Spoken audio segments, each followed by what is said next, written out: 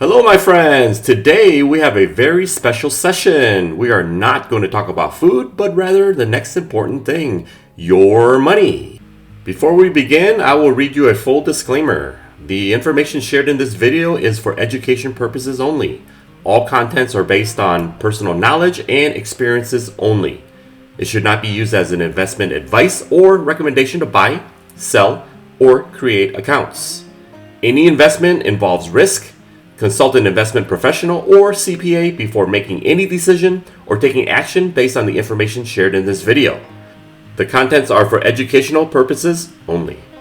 My special guest today is my wife, Ling. While I'm passionate about food, Ling has just as strong of a passion on many ways to build wealth to achieve financial freedom. She looks for ways of increasing our income and reducing expenses. She has spent many years researching, analyzing, and putting into practice many investment and money management strategies. She is now at a stage in her life where she wants to share some of her technical and tribal knowledge to all of you. How are you doing today, Ling?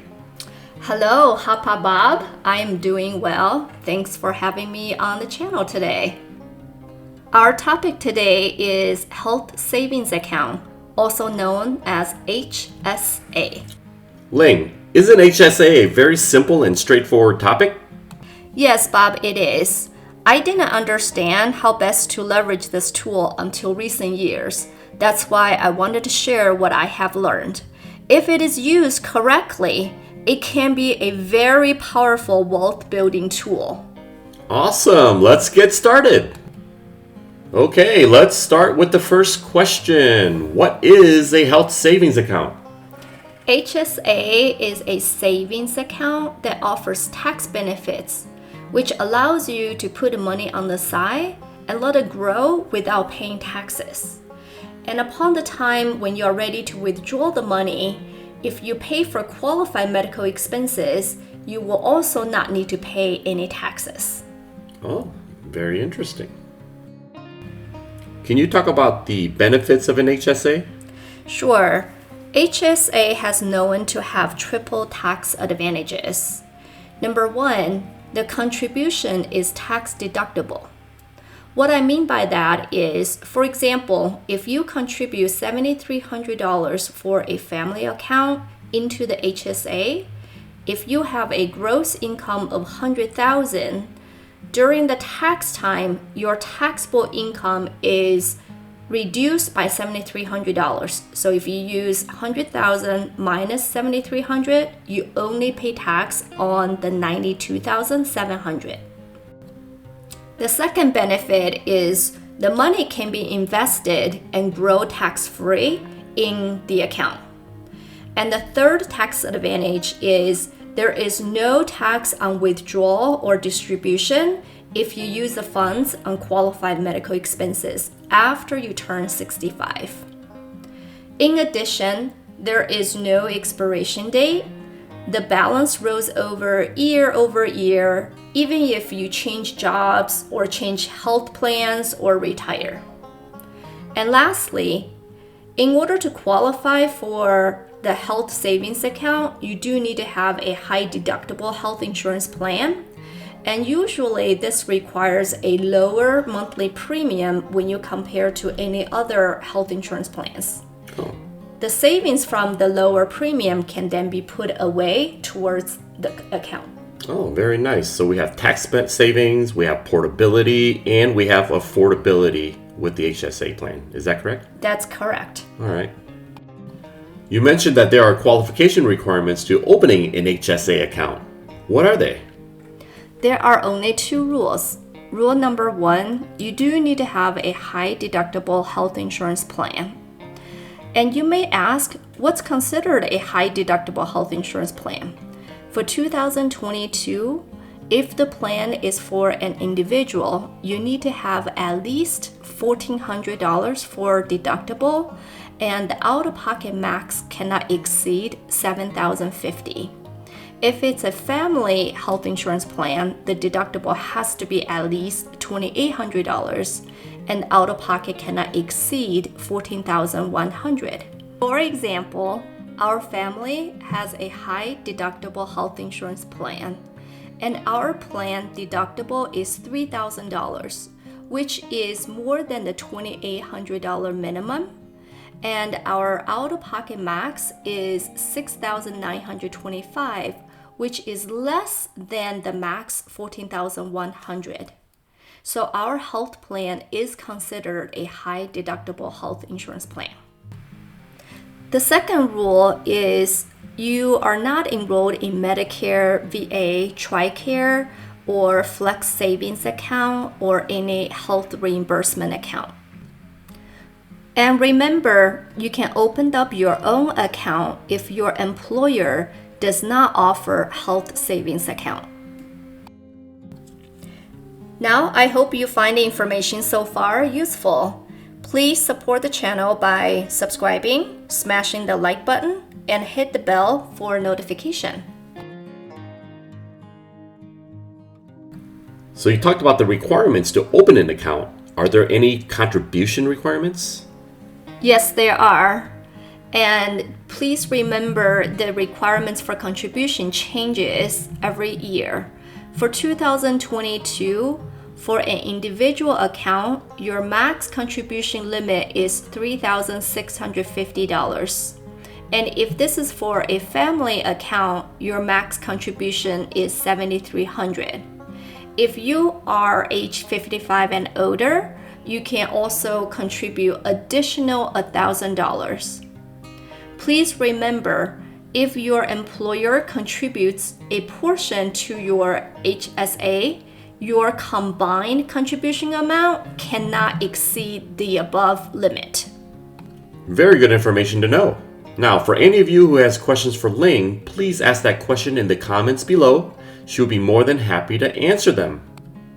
So far, you provided general knowledge of the features and benefits of HSA. Earlier, you mentioned this is an often overlooked, but potentially a very powerful wealth-building tool. Could you dive a little bit into that? Well, Bob, hold your horses. Let's talk about the disadvantage of HSA. There are a few things to watch out for. Then we can dive into how to maximize this tool for your family. Okay, we can do that. So what are the disadvantages?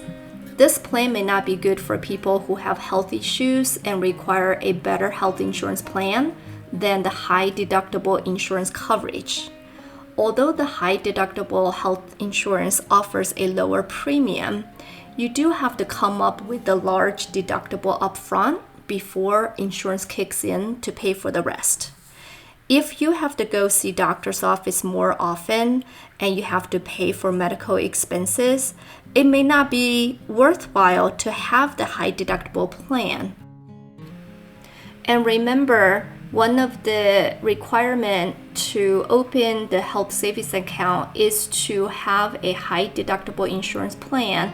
Therefore, this plan may not be good for people who have health issues. This plan may not be good for people who can't afford to put the money aside in the account to let it grow. The whole point of this plan is to take advantage of the tax benefits, put the money in the account and let it grow. Until you turn 65, then you can take the money out, withdraw to pay for expenses, medical expenses, that's what I meant. And if you have to use the money to pay for your living expenses today, then this plan may not be good for you. The next point is very important. If you withdraw the money from the account before you are 65 for any non-medical expenses, you are subject to income tax at your current tax bracket, as well as a 20% tax penalty.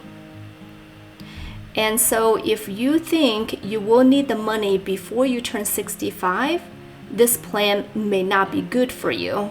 You have to think about the tax consequences. And if you withdraw the money from the account after you turn 65 for anything that's other than medical expenses related, you do have to pay income tax at your current income tax bracket.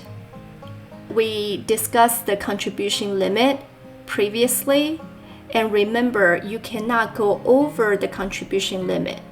Any excess contribution is not tax deductible, and you will also incur a 6% tax penalty.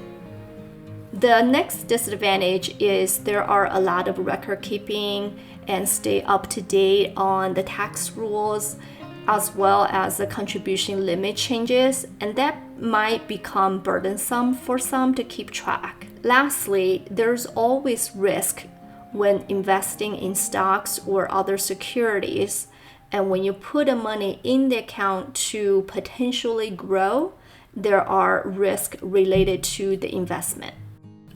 Great information so far, Ling. Wow. I didn't know there were many rules and tax penalties related to contributions and where to spend the funds. I think it's important to have this knowledge so everyone can make an informed decision as to whether this is good for their family or not. Now, I have a question. Let's say I'm a rather healthy individual. I'm able to accumulate a pretty large sum in the HSA. It sounds to me that I may have to pay income taxes if I withdraw the funds to pay for non-medical expenses. Is that true? That's a great question, Bob. It's a good segue to our next slide. One of the keys to building financial wealth is to find ways for your money to work hard for you. When you opened up the health savings account and start contributing money into the account, you're not going to leave the money in the money market account. Your goal is to invest that money in stocks or other securities to potentially receive high return over time. Now, we're not going to get into how to invest or what to invest in this episode, but if you do have any questions, please leave a comment below. Second, while you can use the funds to pay for medical expenses at any time, the strategy is not to touch the money when you can afford to pay for your medical expenses right now while you're working and before you're 65. Allow the money to accumulate in the account and grow tax-free until 65. To answer your earlier question, there is no time limit when you need to spend the money to pay for the qualified medical expenses, as long as the expenses are incurred after you open your HSA account.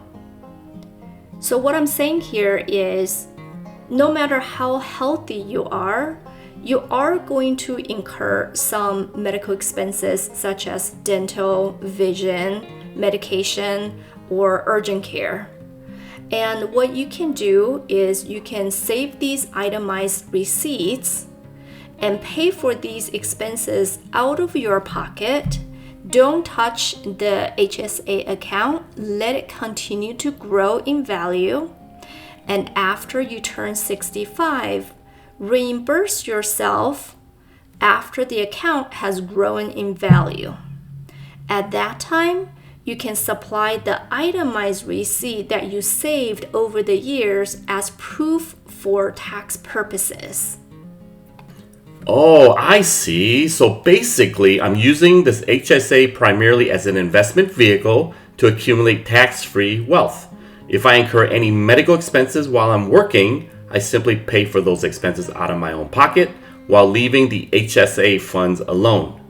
That sounds like a good HSA strategy many of us may not know of. Some of you may need to watch and listen to this portion again. That's a great summary, Bob. You're exactly right. I only found out about these strategies a couple years ago. I feel like I'm late to the party, and I'm not sure how much I can really accumulate. So I put together a hypothetical number for illustration purposes only.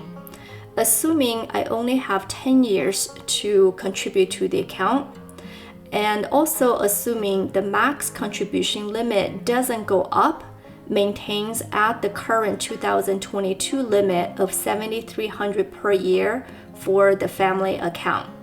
And also assuming my investment return is 7% annually. By contributing $7,300 per year for the next 10 years, I am able to accumulate over $107,000 at the end of year 10.